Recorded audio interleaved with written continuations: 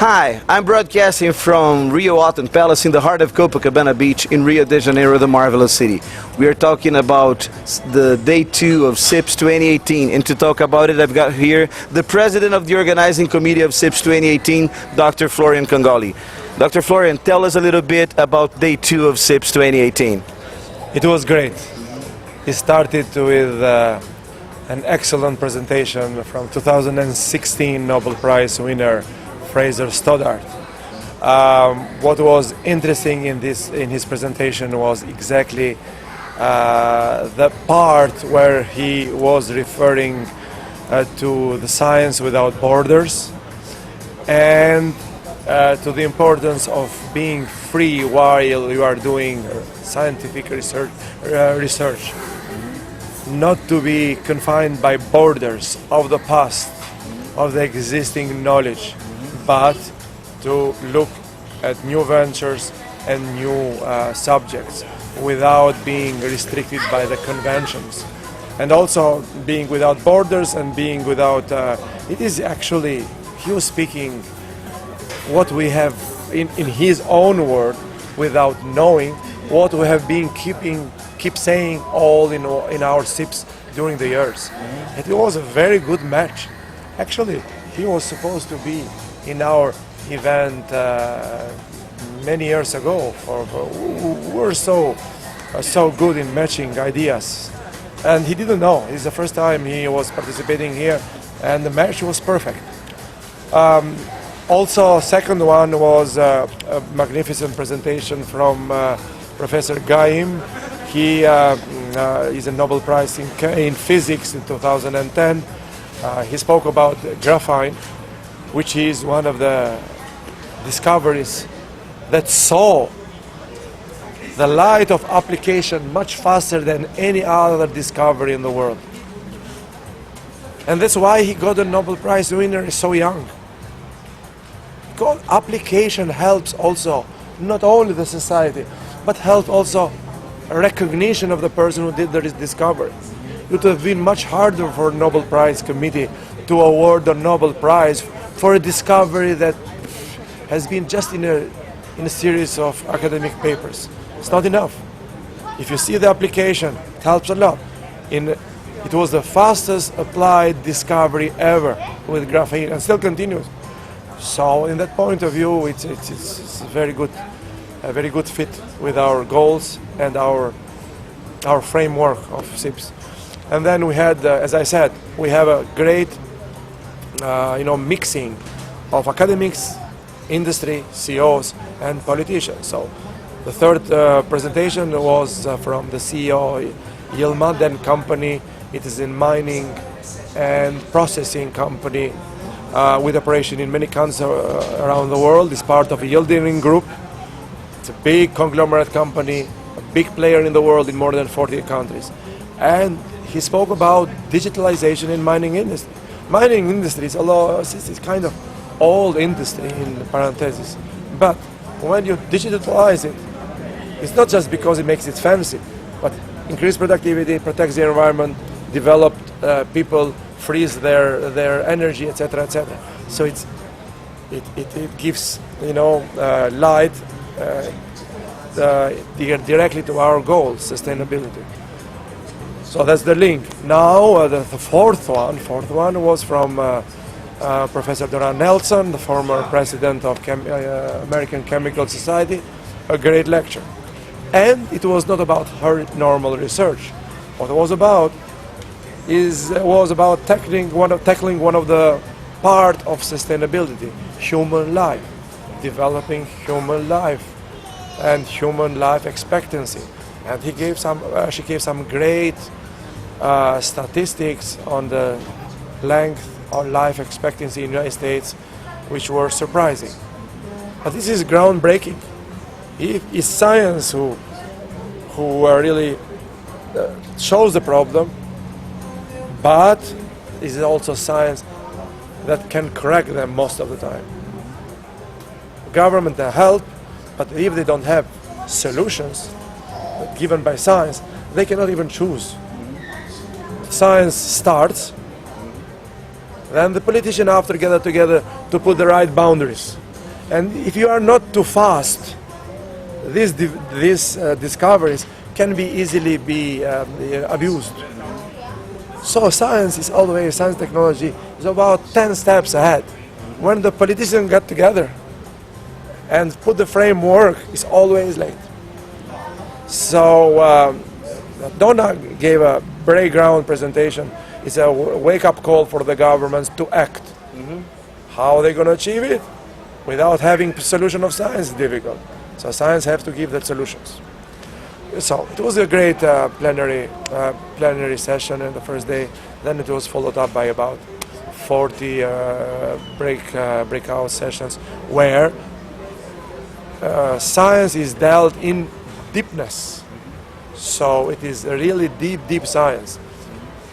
Peer-reviewed papers from colleagues, etc. And this is now, we are in the ground that only people that are in that area understands very well. But that's the purpose. It's a combination of having so scientific papers that are deep, abstract, but people in that group understand, and then abstracting this specificity of science in various domains, and bringing them at the level of the plenary session where everybody can understand. Everybody can understand what we're speaking about. So this is the applicability of this rather difficult to understand breakout sessions, but that's okay. That's how they should be. But bringing them to the level of plenary where everything is simplified, that is the something good that we do. And the night ended with a big samba carnival party. Tell us a little bit about it. Oh, it was really excellent. After buffet dinner, we had a conversation with the Nobel Prize winners. An informal conversation, not focused in science. We are after buffet dinner, after many caipirinhas and many beers, etc., etc. So it was the right time to speak about life with Nobel Prize winners. So, and the question varied. I did the question from the amount of time of the work they did. Can a Nobel Prize can be achieved due to hard work during all their life, or can be within a week when you do a big discovery. So the idea is, we're not speaking about science today after a buffet dinner. Just simple questions, interaction between science and life, and the tricky of being of Nobel Prize winners. What does it mean? First of all, to be a Nobel Prize winner, does it really need too much work? Or you could be a Nobel Prize winner even by chance. A big discovery can make you a Nobel Prize winner just by working in 1 week in your life. Yeah, look, it's a huge, big chance event. I think in chemistry, I could be out by a number or two. Since 1901, there have been only about 176 people honoured. And so it's a huge amount of luck involved in this, and an enormous number of people who have been very, very deserving have been overlooked. So we shouldn't just get carried away. Those of us who are called to Stockholm, it is one of those things that happens to you, and if it's out of the blue, as it was in my case, then it's a huge surprise. I'm actually quite glad it didn't happen until I was 74 years of age, because you end up leading the life of something like a royal family or a president, and that I was not prepared for. So I'm quite happy that it was held back for all the years that it was. I know another number. Altogether there were 700 something, 10, now probably 20 Nobel laureates altogether. So it's not a very big number, and most of them dead, and the rest are nearly dying. And Yeah, what I usually say about Nobel Prize is that people who won the Nobel Prizes are not geniuses. Sorry.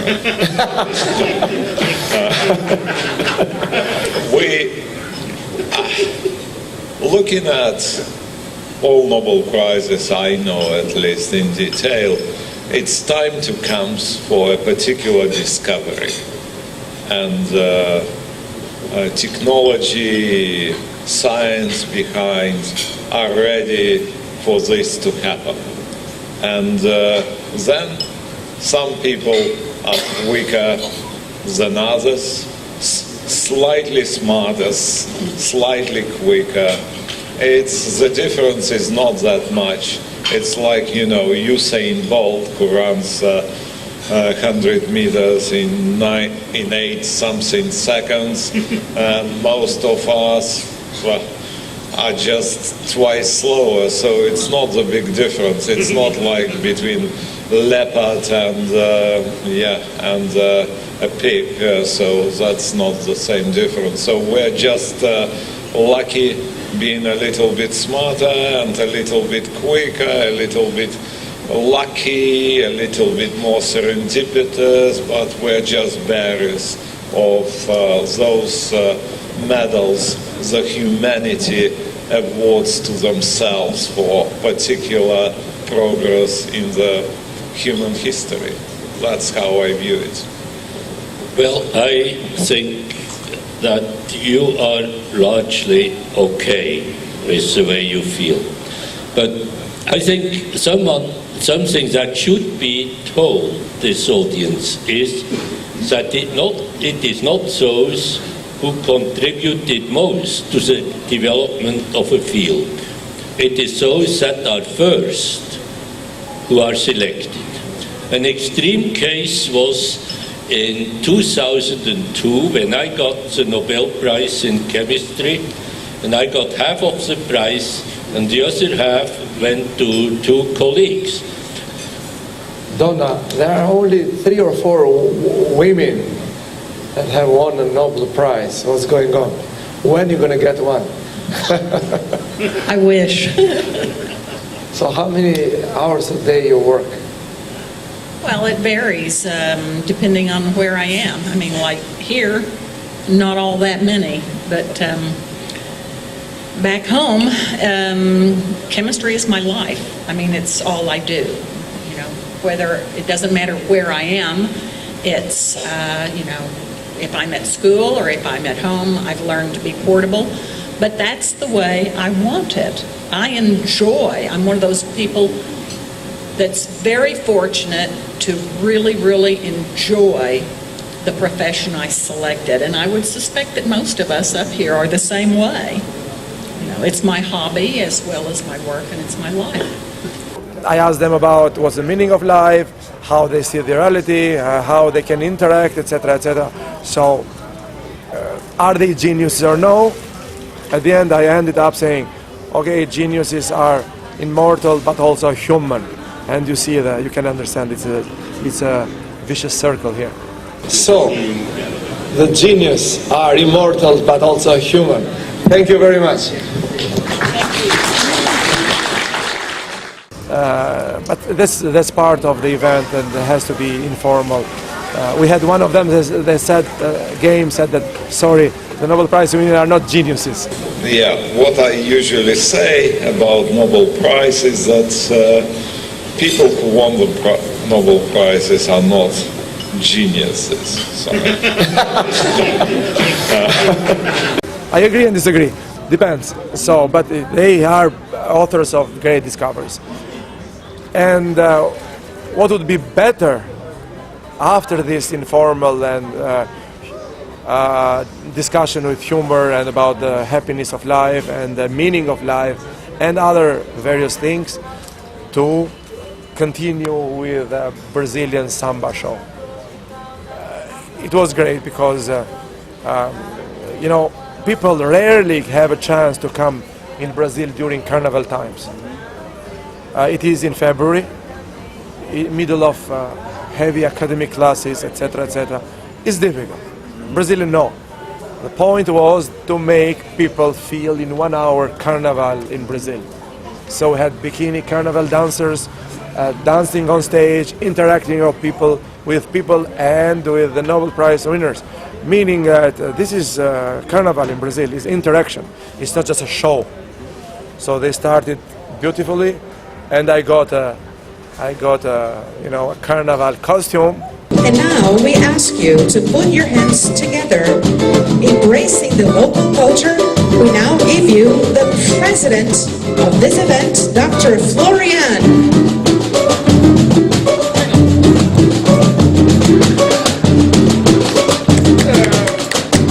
Welcome to the Carnival Hour. This cidade maravilhosa.